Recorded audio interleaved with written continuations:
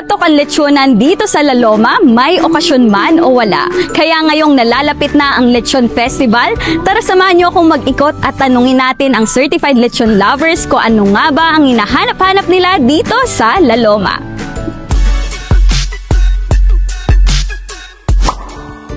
Siyempre, traditional nila na lechon talaga. Yun talaga yung lagi naming pinupuntahan. Bata pa, nasasama na kami ng mga parents namin din dito.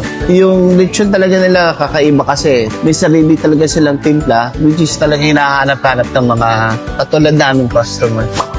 At tuwing dadalaw ako sa La Loma, napunta kami rito, siyempre yung lechon, no? Hindi siya yung typical na malansa. Tsaka alam mong malinis, aside from lechon, yung service ng mga crew, meron kaming suki na servidora dito. Lagi siyang nagsaservice sa amin. Alam niya na nga yung order namin kada punta.